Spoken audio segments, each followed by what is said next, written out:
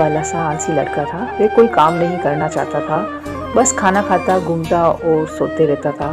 एक दिन उसे किसी ने बताया कि एक आश्रम है जहाँ पर कुछ नहीं करना पड़ता है और हर दिन 2 समय का खाना और नाश्ता मिलता है। तुम वहाँ जाकर के रहो। उस आलसी लड़के ने सोचा कि ये बहुत ही बढ़िया है और वह उस आश्रम में जाकर रहने को सोचा और फिर सांसारिक जीवन छोड़कर उस आश्रम में जाकर रहने लगा। आश्रम में गुरुजी रहते थे। वह कुछ समय सबको प्रवचन देते हैं। वह आलसी लड़का सुनता था, बाकी समय आराम करता था और भर पेट खाना खाकर सो जाता था। ऐसे ही उस लड़के का दिन गुजरता गया। एक दिन उस आश्रम में कुछ भी नहीं बना। नाश्ते के समय नाश्ता नहीं मिला। उसने सोचा नाश्ता नहीं मिला, भोजन तो मिलेगा। अब भोजन के समय भी उसे भोजन नहीं मिला। लड़का दौड़ करके गुरुजी के पास गया और उसने पूछा कि आज भोजन क्यों नहीं बना। गुरुजी ने कहा, बेटा आज एकादशी है और जितने भी आश्रम के सदस्य हैं उनका उपवास है और तुम्हारा भी आज उपवास है, आज भोजन नहीं बनेगा। वह लड़का आलसी था और उसे भूख भी बहुत लगता था। उसने गुरुजी से बोला, मैं उपवास नहीं रखूंगा, मुझे भूख लगी है, मैं खाना बनाऊंगा। गुरुजी ने बोला, ठीक है, जाओ भंडारे में से सामान लेकर के जाओ और आश्रम में नहीं बाहर ले जा कर के बना लो, लेकिन याद रखना भोजन बनाने के बाद सबसे पहला भोग भगवान को लगाना और फिर तुम प्रसाद पाना। वह बोला ठीक है और फिर अनाज लेकर नदी की ओर पहुंचा। भोजन पकाने लगा, तैयार हुआ। उसके बाद कहने लगा कि भगवान श्री राम आइए, पधारिए, भोग लगाइए। अब जब उसे लगा कि मुझे मालूम है आपको तो अच्छा खाने की आदत है, मैं बना नहीं पाया और मुझे रूखा सूखा भोजन बनाने भी नहीं आता, लेकिन जो भी रूखा सूखा बना है आकर खा लीजिए। भगवान श्री राम उसकी सरलता पर बहुत ही प्रसन्न हुए और उसे उस लड़के को दर्शन दे दिए।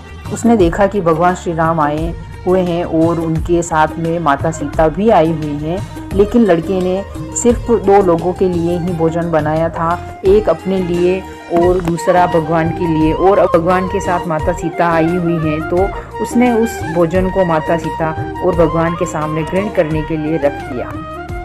भगवान श्री राम और माता सीता ने भोजन किया और उसके बाद जब वह जाने लगे तो यह भोला सा आलसी सा लड़का बोला कि प्रभु आप आए, दर्शन दिए, बहुत अच्छा लगा, मुझे खाने को कुछ नहीं मिला, लेकिन कोई बात नहीं, लेकिन आपसे एक विनती है कि अगली बार जब आप आएंगे कितने लोग आएंगे ये बता दीजिए ताकि मैं उतने लोगों के लिए भोजन बनाकर रखा रहूं।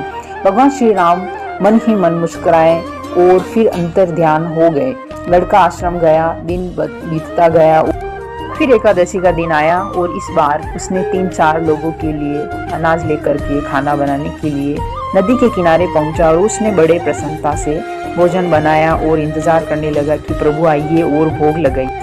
इस बार लड़का देखता है कि भगवान श्री राम पूरा राम दरबार लेकर के आए हैं, जैसे माता सीता, लक्ष्मण, भरत, हनुमान जी और सभी लोग आए हैं। लड़के ने 3-4 लोगों का भोजन बनाया था और इस बार भी भोजन कम पड़ गया। लड़के ने निराश होकर भोजन को प्रभु के आगे रख दिया और इस बार भी लड़का फिर से भूखा रह गया।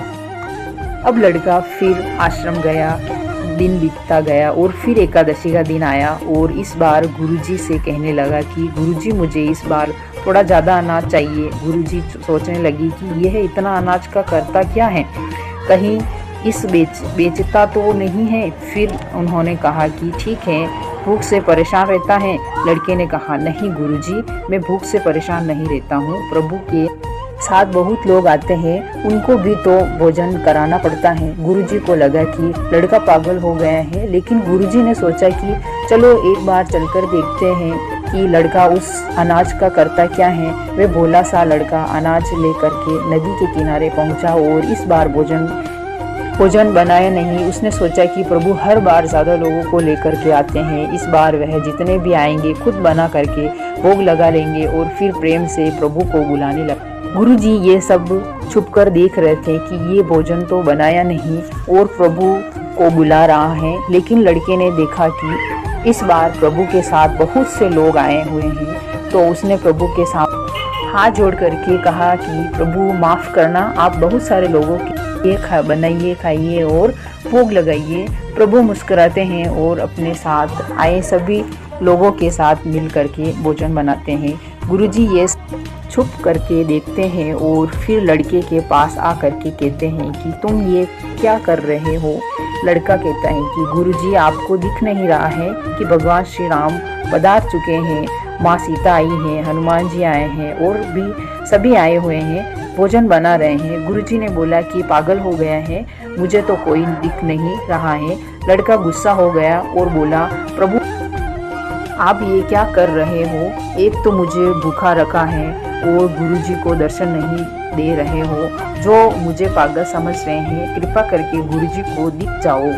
भगवान बोले, नहीं मैं इन्हें नहीं दिख सकता। लड़का बोला, क्यों नहीं दिख सकते, मेरे गुरुजी तो बहुत महान हैं, बहुत बड़े ज्ञानी हैं और ज्ञाता हैं। भगवान बोले, हाँ ज्ञानी और ज्ञाता होंगे, लेकिन तुम्हारी तरह सरल नहीं है। जो सरलता तुम में है वो तुम्हारे गुरुजी में नहीं है। लड़के ने ये बात गुरुजी से कह दी कि भगवान श्री राम कह रहे हैं कि आप में सरलता नहीं है, आप मेरी तरह सरल नहीं है, इसलिए नहीं दिख सकते। गुरुजी की आंखें नम हो गई और रोने लगे कि और बोले कि बिल्कुल सही कहा, मेरे अंदर तुम्हारे जितना सरलता नहीं है, और फिर माफ़ी मांगने लगे। फिर भगवान ने गुरुजी को दर्शन दिए। ये कहानी हमें सिखाती है कि जीवन में सरलता सबसे आवश्यक है। जितने सरल बने रहेंगे उतना जीवन में आगे बढ़ते चले जाएंगे। जब आप सरल होते हैं तो आप खुद भी मुस्कुराते हैं और दूसरों को भी मुस्कुराने की वजह देते हैं।